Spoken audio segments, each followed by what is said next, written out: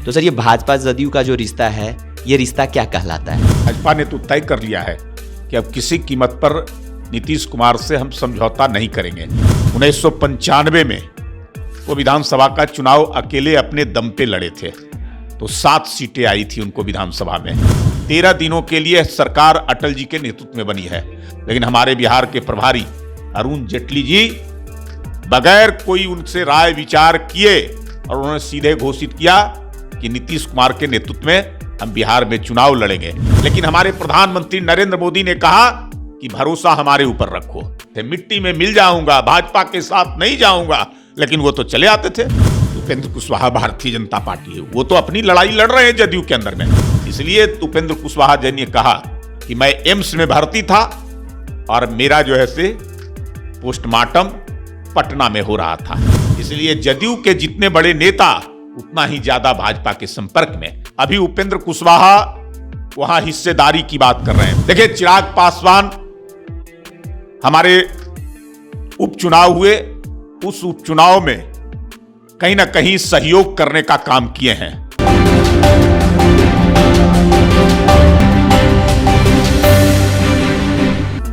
नमस्कार, आप देख रहे हैं रब्जी लाइव और मैं हूं आपके साथ मनीष। आज हम हैं भाजपा के प्रदेश कार्यालय में। आज हमारे साथ मौजूद हैं भाजपा के प्रवक्ता प्रेम रंजन पटेल जी। प्रेम रंजन पटेल जी से हम बात करेंगे भाजपा और जदयू के बीच जो दूरी है, तल्ख क्यों हो गई, और बाहर इनका एक पोस्टर लगा हुआ है, बीजेपी कार्यालय के बाहर जो पोस्टर लगा हुआ उसका मायने क्या है, वो भी समझने का हम प्रयास करेंगे।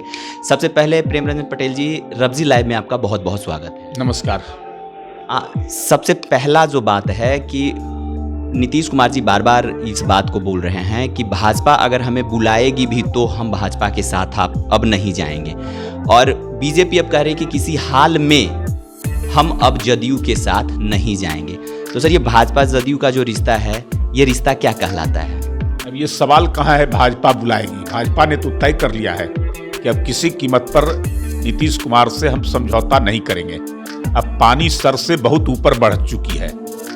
बार बार जो है से जितना सम्मान नीतीश कुमार को हमने दिया और फर्श से लेकर के अर्श तक पहुंचाने का काम किया, नीतीश कुमार जी को याद करना चाहिए। 1995 में वो विधानसभा का चुनाव अकेले अपने दम पे लड़े थे, तो 7 सीटें आई थी उनको विधानसभा में, और 96 में भारतीय जनता पार्टी से समझौता होता है, गठबंधन होता है। लोकसभा के चुनाव में के बाद 13 दिनों के लिए सरकार अटल जी के नेतृत्व में बनी है और 8 कैबिनेट मंत्री बने हैं, उसमें से एक नीतीश कुमार होते हैं। 2000 विधानसभा का चुनाव में 34 सीटें समता पार्टी को आती है और 67 सीटें भारतीय जनता पार्टी को, फिर भी मुख्यमंत्री नीतीश कुमार को बनाने का काम किया।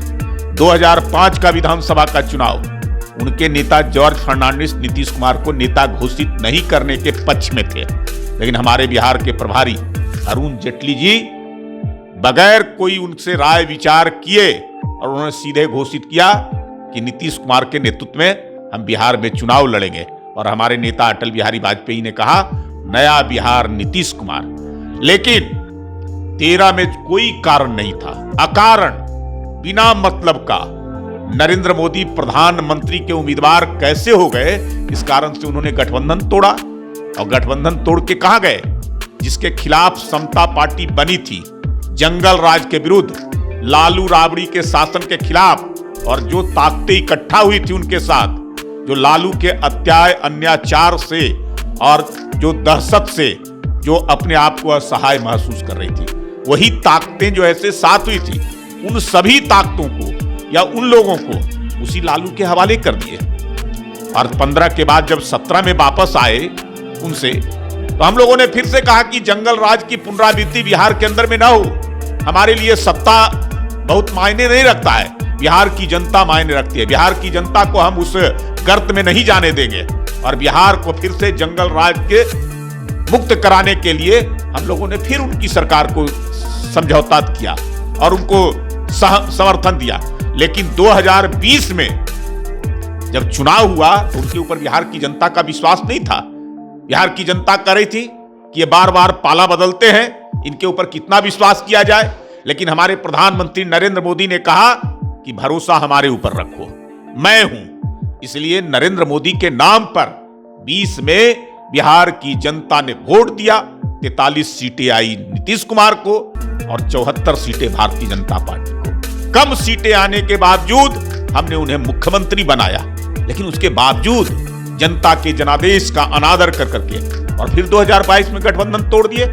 और केवल गठबंधन नहीं तोड़े हैं, ये बिहार की जनता के साथ धोखा किए हैं, बिहार की जनता का जनादेश का अपमान किए हैं। बिहार की जनता ने जो भरोसा किया था, और भरोसा बिहार की जनता ने इनके ऊपर नहीं, नरेंद्र मोदी के ऊपर किया था, उस भरोसे को तोड़ने का काम किया।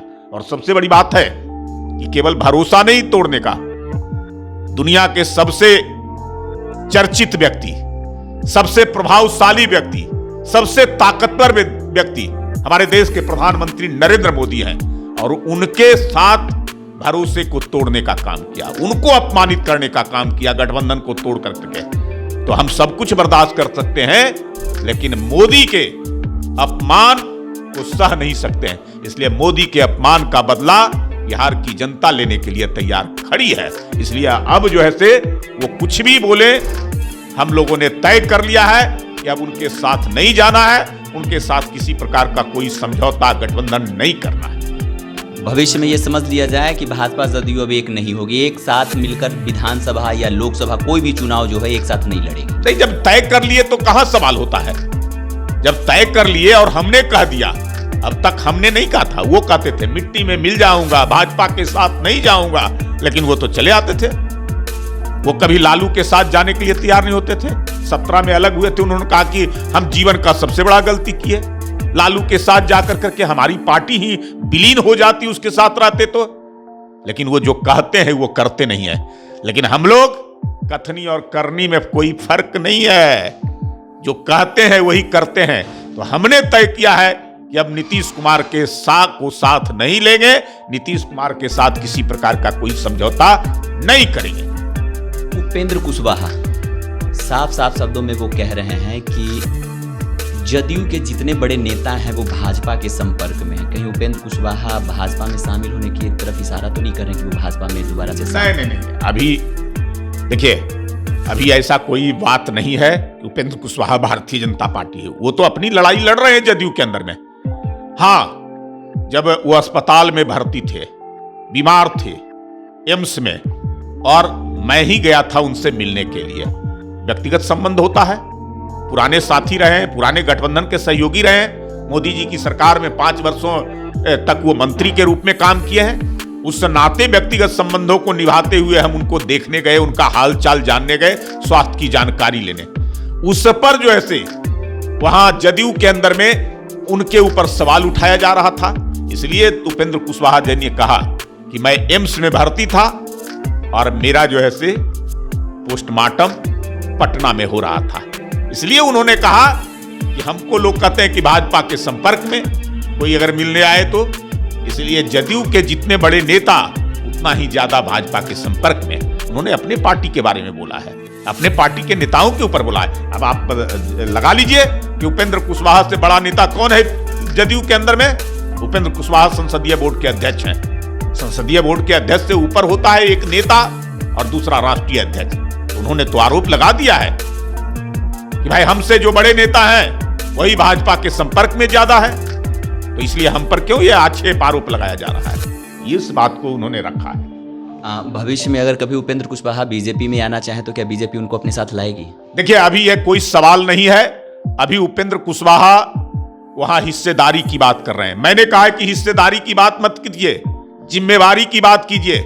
जो ताकतें लालू के खिलाफ 12 फरवरी 1994 को कुर्मी चेतना और महारैली के बाद बनी थी, लव कुश अत्यंत पिछड़ा महादलित का, वो ताकतें वहां कमजोर हो रहा है। वो ताकतें आज अपने आप को ठगा महसूस कर रहा है। वो ताकतें आज हाशिए पर चला गया है। उन लोगों को लग रहा है कि जिस लालू के खिलाफ हमने लड़ा, उसी लालू की गोद में ले जाकर नीतीश कुमार डाल दिए हैं।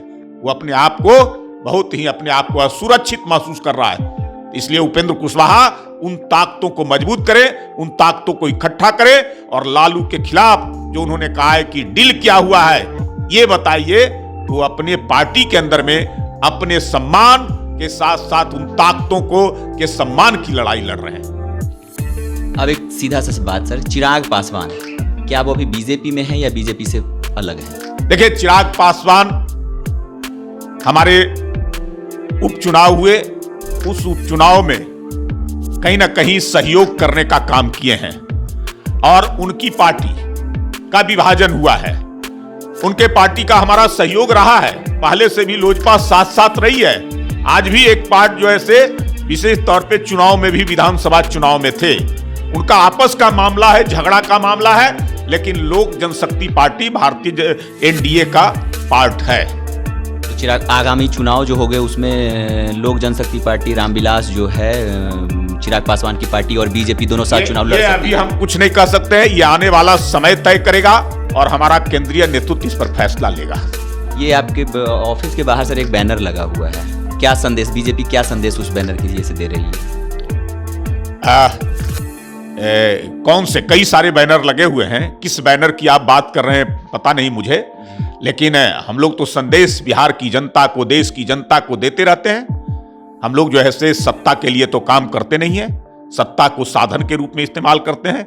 हमारा जो है से राष्ट्र की शक्ति को मजबूत बनाना, देश सर्वोपरि हमारे लिए होता है। देश कैसे उन्नति के सर्वोच्च शिखर पर पहुंचे, देश कैसे सर्वशक्तिमान सर्वगुण संपन्न बने, देश कैसे जो है से परम वैभव पर जाए, देश कैसे जो है से जो हमारे पूर्वजों ने सपना देखा है विश्व गुरु बनाने का, उस विश्व गुरु के सपने को साकार करे। और उस ओर नरेंद्र मोदी के नेतृत्व में आज बहुत हद तक हम आगे बढ़ चुके हैं। आज दुनिया के सबसे ज्यादा प्रभावशाली व्यक्ति हमारे देश के प्रधानमंत्री नरेंद्र मोदी हो चुके हैं। यह हमारे लिए नहीं, हमारे देश के तमाम एक एक नागरिकों के लिए फक्र और गर्व का विषय हो गया। तो ये थे बीजेपी भाजपा के प्रदेश प्रवक्ता प्रेम रंजन पटेल जी, जिन्होंने साफ साफ कहा कि अब जदयू के साथ भारतीय जनता पार्टी ने ये तय कर लिया है कि अब वो कभी भी जदयू के साथ अपना गठबंधन नहीं करेगी। अगर अभी तक आपने हमारा चैनल रब्जी लाइव को सब्सक्राइब नहीं किया है तो उसे सब्सक्राइब कर लें। धन्यवाद।